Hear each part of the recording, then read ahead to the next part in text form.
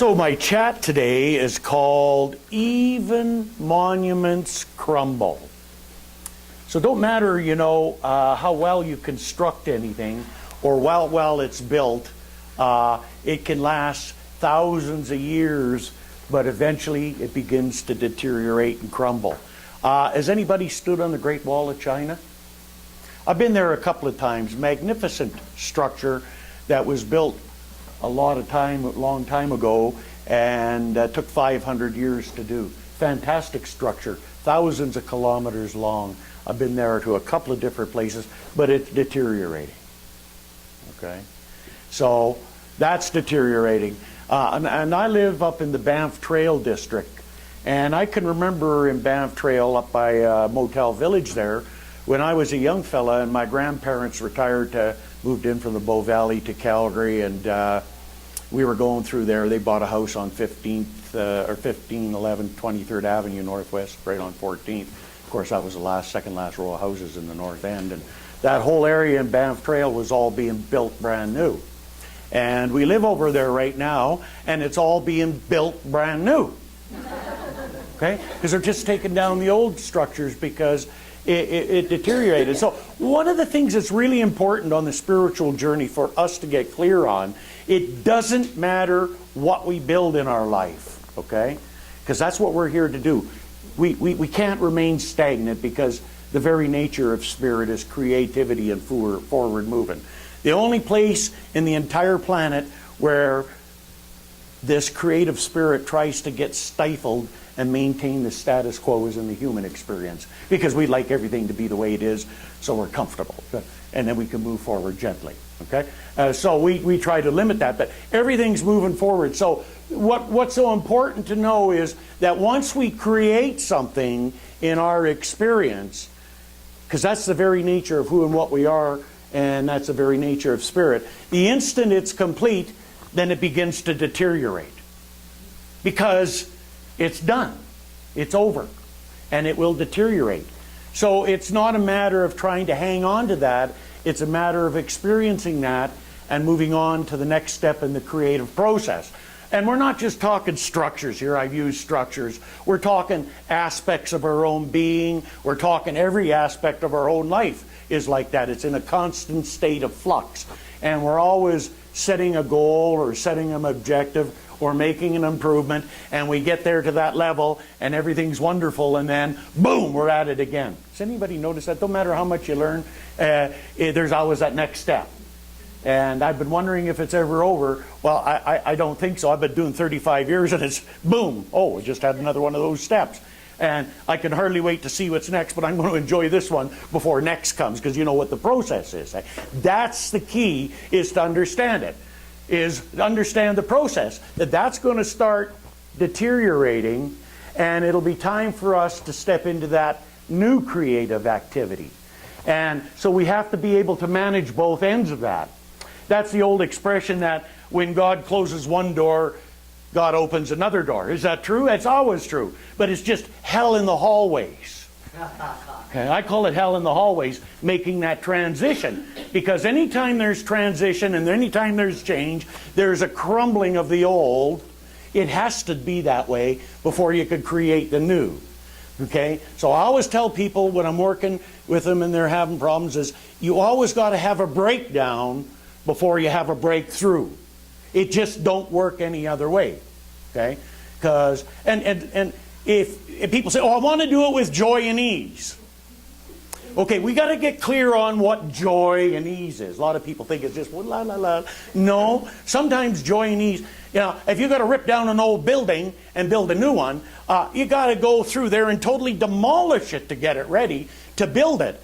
And that's quite a destructive and constructive experience. So where's the joy and ease come in? Because there's all this stuff going on. The joy and ease only comes in is when we quit resisting and fight the process, understand what's happening, and work with both ends. Okay? We got to work with both ends. We got to know that that happens. We can't avoid the hell in the hallways. We could just minimize the impact and the time we stay there. In the 23rd Psalm it says, yea, though I walk through the valley of the shadow of death, I shall fear no evil, but I don't have to stop there and build a condominium and move in. Doesn't say that. Okay? You're walking through it, not stopping and building a condominium. Too often when we go into these changing experiences, and by the way, this doesn't matter whether it's a transformational, life-changing experience or a simple little thing. They all work the same way. There's always an embracing of the new and a releasing of the old. And no matter what the old is that has to be released, whether it's good, bad, or ugly, it's the same process. There's a grieving. There's a sense of loss at the ego level and letting it go. Well, how come it's like that? Well, that's just the way it is. That's the natural part of the ego. It doesn't like to let things change. It likes to maintain the status quo. But that's against the nature of our spiritual part. So we're constantly pushing at that boundary, that limit. Stephen Covey calls it expanding your circle of influence. And so we're always up against that moving forward. And that's the challenge. The challenge is to be able to grieve the past. How come I have to grieve a bad habit? Well, if you didn't have to grieve it and let it go, it would be just gone like that. Anybody ever have a bad habit they just had a hard time with or are still having a hard time? Oh yeah. It's just like the good ones are just as hard sometimes to change as the bad ones. Because the good ones, well, this is so nice. I don't want to let that go. I like that. But you have to. Because sometimes you got to let go of that to create place to move forward. So it's not just the good, bad things that you're trying to change or let go of. It's the good things. It's everything. Now, if you haven't noticed, get real clear. It's called our lives. Have you noticed, we don't have any teens here today, so as you notice as you go along in the different stages of your life, have you noticed there's changes?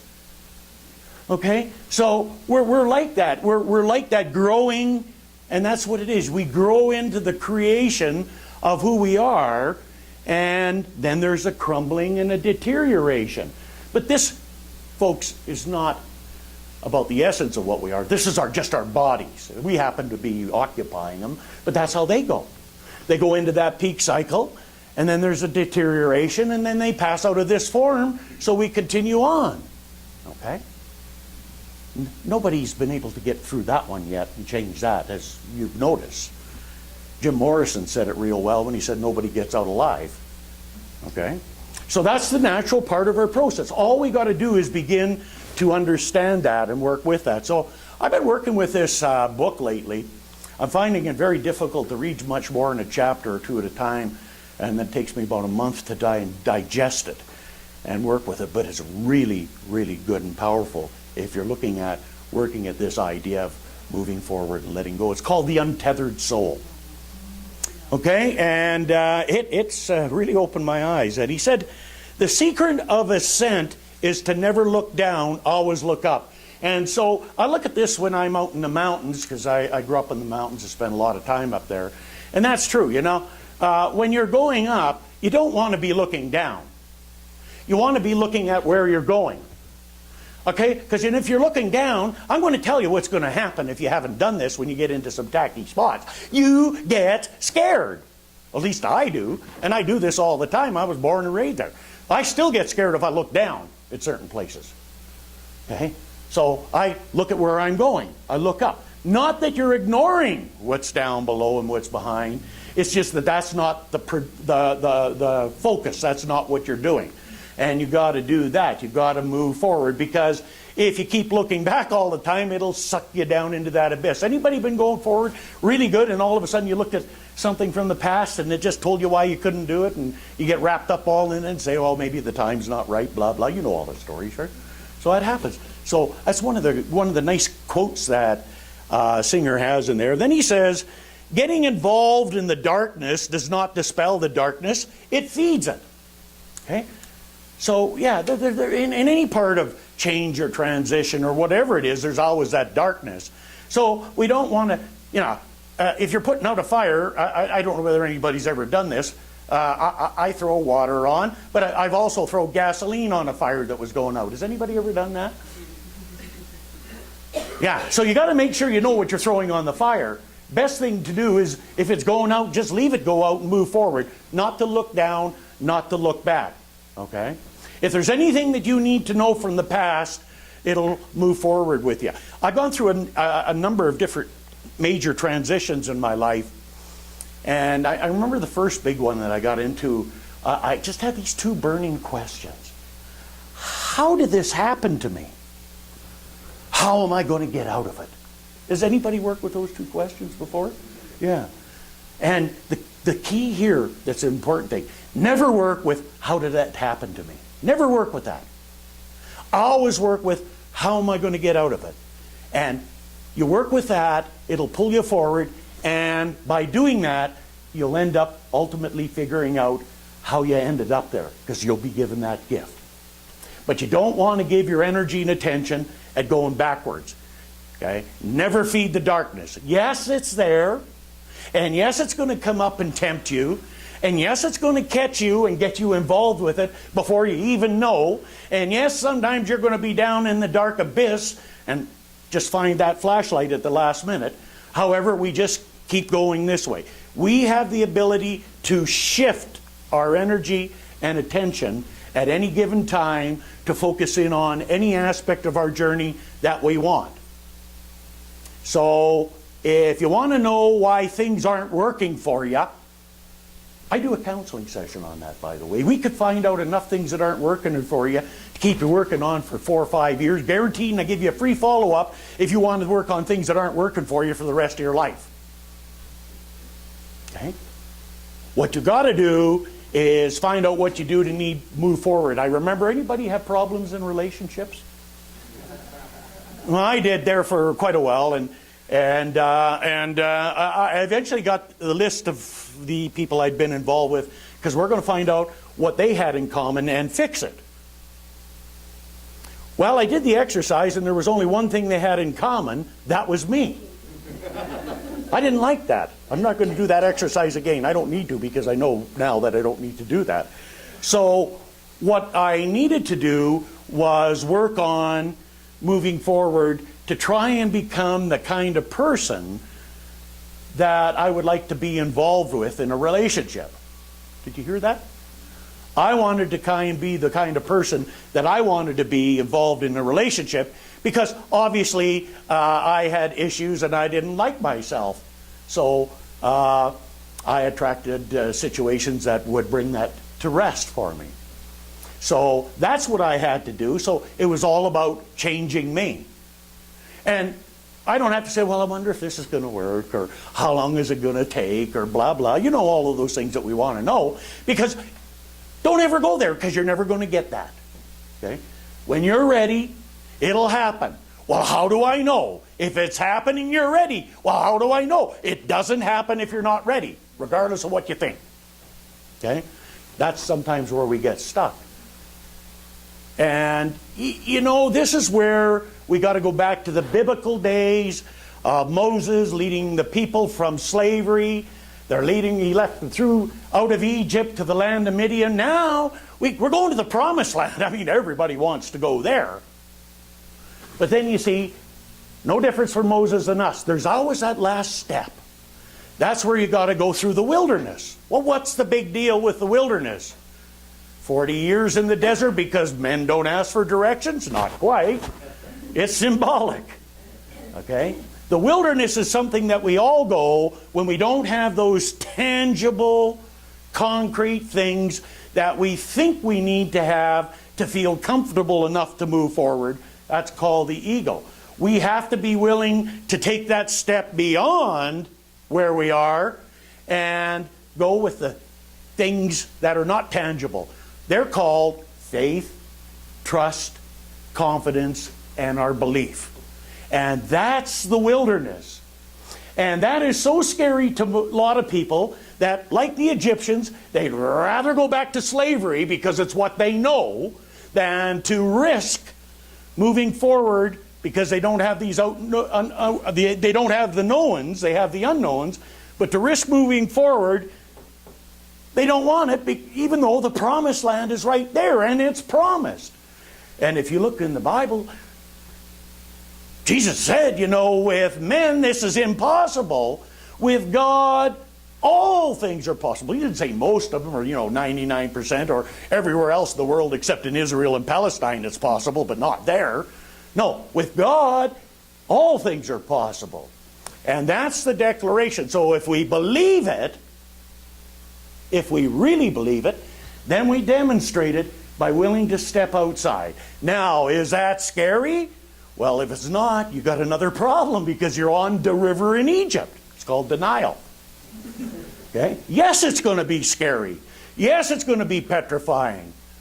People say, Doug, you do so many of these things, but you don't appear to be scared. I'm scared more than most people. But don't let the fear paralyze you. That's the key. We move into it, we meet it, we embrace it, and move through it.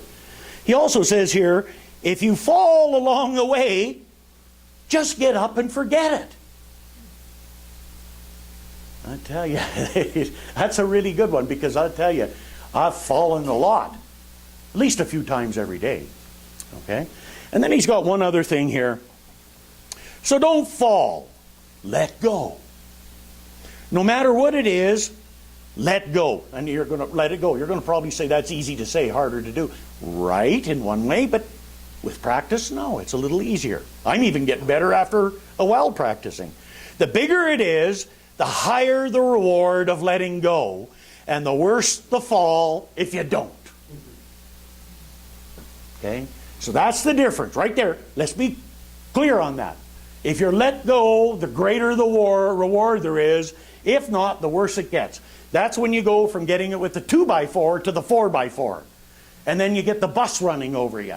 And then you go, oh, I really think I need to change something here. Has anybody ever done that?